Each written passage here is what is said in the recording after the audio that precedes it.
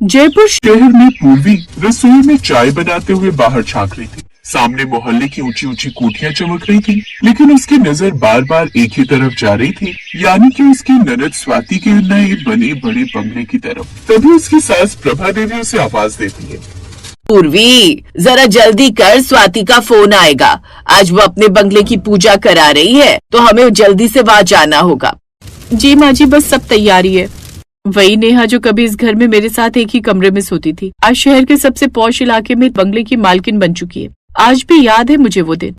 यही सोचकर पूर्वी पुराने दिनों में खो जाती है, जब उसकी ननी ससुराल में सब लोग जान होंगे। बहुत घबराहट हो रही है। भाभी एक बात बताओ, शादी के बाद आप याद करोगी ना मुझे? कहीं मुझे भूल तो नहीं जाओगी? पूर्वी ने उसका हाथ थाम कर कहा, स्वाति, जब से मैं ब्याह कर इस घर में आई थी ना, तब से मैंने तुम्हें ननद नहीं बल्कि मेरी बहन माना था। कभी वहाँ कोई तकलीफ हो तो अपनी इस बहन को जरूर बताना। हाँ भाभी, आप भी तो मेरी बहन जैसी हो, मैं आपको भला कैसे भूल सकती हूँ। लेकिन वक्त के साथ रिश्ते बदलते गए और फिर शादी के कुछ दिन बाद पूर्वी के ससुराल के दरवाजे पर एक कार रुकी। महंगी साड़ी, बड़े बड़े गहने और चेहरे पर घमंड की हल्की सी परछाई। कार से स्वाति उतरते ही बोली, भाभी कैसी हो? अरे अभी भी वही सादी साड़ी पहनकर घूम रही हो? अरे अब तो आप जमाने के साथ थोड़ा बदलिए। मेरी साड़ी देखिए, परसों ही नई ली है मैंने, वो भी मॉल से, पूरे 10,000 की है। लग रही हूँ ना इसमें मैं एकदम कटरीना कैफ।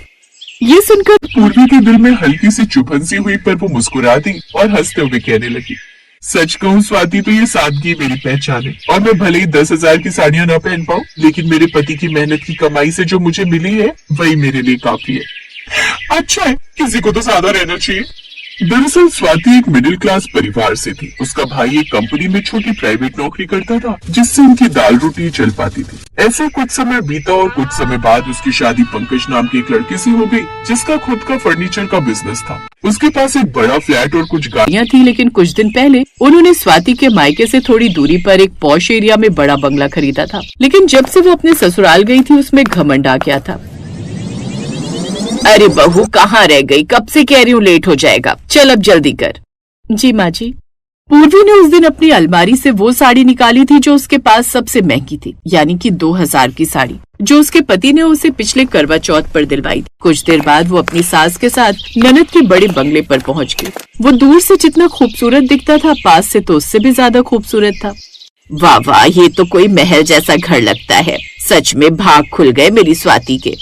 हाँ माँ जी, सही कहा आपने। हाथों में कुछ फल और मिठाई लेकर वो उसके बंगले के अंदर गई, जहाँ उसकी बेटी और जमाई पूजा में बैठे थे और पंडित जी मंत्र पढ़ रहे थे। वो दोनों भी एक कोने में जाकर बैठ गई। कुछ देर बाद पूजा संपन्न हुई। माँ कैसी हो? मैं ठीक हूँ बेटी, ये ले तेरे लिए कुछ फल और मिठाई। मिठाई? ये तो वही आपने नुक्कड़ वाले हलवाई के यहाँ से ली होगी ना, वो सस्ती सी मिठाई। पक्का ये आइडिया भाभी ने दिया होगा आपको, ताकि 2 पैसे बच जाए। लेकिन सच कहूँ तो हमें तो बस महंगी और बड़ी दुकानों की मिठाई अच्छी लगती है। लेकिन कोई बात नहीं भाभी, आप दिल छोटा मत करो, हम न सही लेकिन हमारे नौकर तो इसे खा ही लेंगे। खैर आओ माँ, मैं तुम्हें अपना बंगला दिखाती हूँ। पूर्वी अपनी ननद की बात सुनकर बड़ी शर्मिंदा हुई, लेकिन वो उस वक्त भी चुप रही। फिर जैसे वो बंगला घूमने लगे तो उनकी आंखें खुली की खुली रह गई। संगमरमर की सीढ़ियाँ, झूमर, गार्डन, स्विमिंग पूल, सब कुछ किसी फिल्मी सेट जैसा था। ऐसा महल जैसा घर तो उन्होंने बस किसी फिल्मी सेट पर देखा था। बेटी, इतना बड़ा बंगला, तेरी तो किस्मत पलट गई। मेहनत का फल है माँ। मेरे वो दिन रात अपने बिजनेस में मेहनत करते, ऐसे नहीं कि सुबह 9 से शाम 7 बजे तक की ड्यूटी की और घर आ गए। और सच कहूँ तो इनकी मेहनत के साथ साथ मेरी प्रार्थना भी थी जो मैं करती हूँ, तभी तो उस फ्लैट से अब इस बड़े बंगले में आ गए। अब अगर मेहनत ना करते हम लोग, तो हम भी किसी मिडिल क्लास वाले घर में ही रह रहे होते। स्वाति की बातों में ताना साफ झलक रहा था। इसके बाद स्वाति उन्हें अपने कमरे में लेकर गई। ये देखो, ये मेरा आलीशान कमरा। भाभी, जितना बड़ा ये कमरा है ना, इतना तो आपको पूरा ससुराल होगा, है ना? स्वाति, भूल मत कि वो तेरा मायका भी है। माना कि तुम्हारे जितने पैसे नहीं है हमारे पास, लेकिन हमारे लिए वो घर ही हमारा बंगला है। ओफो माँ, मैं तो मजाक कर रही थी, आप तो बुरा मान गई। मैं तो ऐसे ही बोल रही थी। अच्छा यहाँ आओ, वो देखो इस बालकनी से कितना अच्छा व्यू आ रहा है ना। अच्छा चलो, अब गार्डन एरिया में चलकर खाना खा लेते हैं, सभी मेहमान वेट कर रहे होंगे।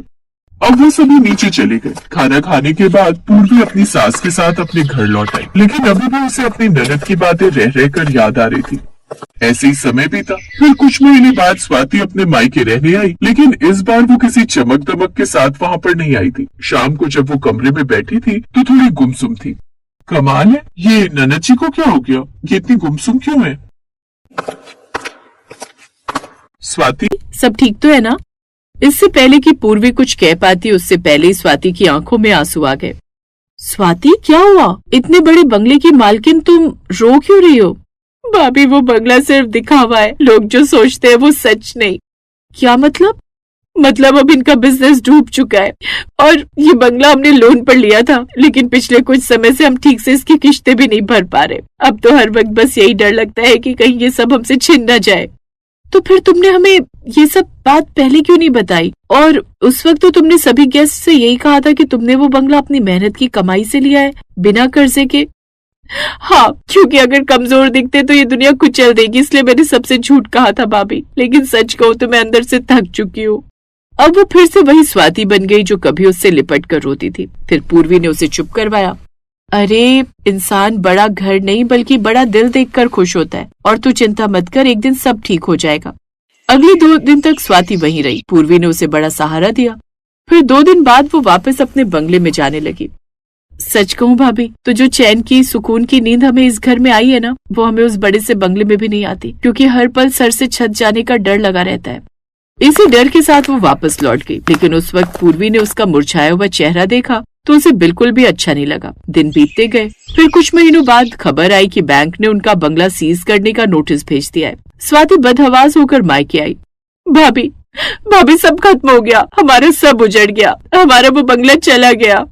कुछ खत्म नहीं हुआ नेहा, रिश्ते भी बाकी हैं, और ये घर भले ही छोटा है लेकिन है तो तुम्हारा भी। अब से आप दोनों भी हमारे साथ इस घर में ही रहिए। यहाँ जगह भले ही कम हो लेकिन दिल सबके बड़े हैं। अपनी भाभी की बात सुनकर अब स्वाति की अक्ल ठिकाने आ गई। साथ ही अब उसका सारा घमंड भी टूट गया। अब उसने और उसके पति ने मिलकर छोटा सा काम शुरू किया और कुछ दिन में उनका काम अच्छे से चलने लगा। आज स्वाति फिर से खड़ी है, पर इस बार उसके पास दिखावे की दौलत नहीं बल्कि अपनों का सहारा है। भाभी, असली अमीरी समझ आ गई। हाँ स्वाति, जहाँ प्यार हो वही सबसे बड़ा बंगला होता है। अब उन्होंने भी अपनी भाभी के साथ ही एक घर बना लिया जिसमें वो चैन से रहते थे। अब भले ही उसमें बंगले जैसी सुख सुविधा ना हो, लेकिन उसमें अब उन्हें सुकून और चैन की नींद मिली, जिसमें वो काफी खुश थे।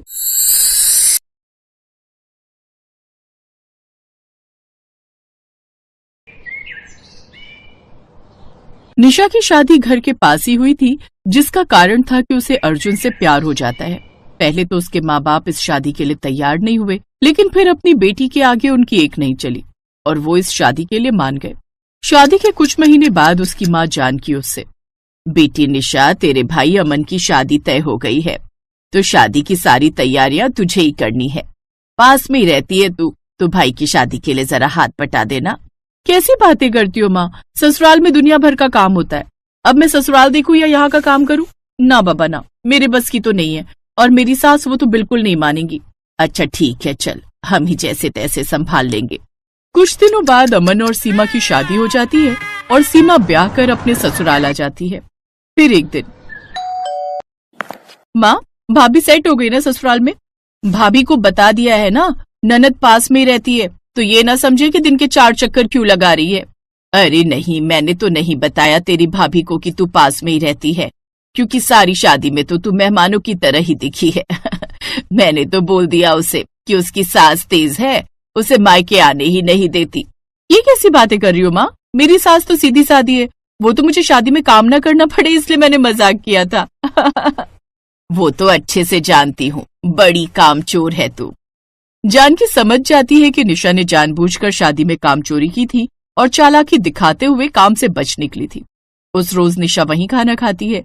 फिर अगले दिन वो अपने बेटे को लेकर अपने मायके आ जाती है। भाभी, ये मयंक को रख लो। मयंक बेटा, ये तुम्हारी मामी है, आज से दिन में इनके पास रहने की आदत डाल लो। वैसे भाभी, सुना आप इंग्लिश में बहुत अच्छी हैं, आप इसे जरा पढ़ा देना। वो क्या है ना भाभी, नई फिल्म लगी है, मैं अपनी सहेली के साथ वही देखने जा रही हूँ। और थोड़ी शॉपिंग भी करनी है। लेकिन दीदी, मैं तो दिन में आराम करती हूँ। वो क्या है ना, मुझे सुबह जल्दी उठकर घर के काम और इनका टिफिन पैक करके देना होता है ना, और फिर शाम का खाना भी बनाना रहता है। ऊपर से मेहमानों का आना जाना भी लगा रहता है ना, तो थोड़ा मुश्किल होगा। हाय रे मेरी किस्मत, अब तो यही सुनना बाकी रह गया था। अरे क्या करूं मैं, कुछ समझ नहीं आ रहा। अब अपना बच्चा कहाँ छोड़ूं? सोचा था पास में मायका होगा तो कुछ तो फायदा होगा, लेकिन नहीं, शादी होते ही सब बेटियों से बस पल्ला छुड़ाना चाहते हैं। अरे ओ ड्रामा क्वीन, ज्यादा नौटंकी करने की जरूरत नहीं है, और ये बता शाम को कब तक वापस आएगी?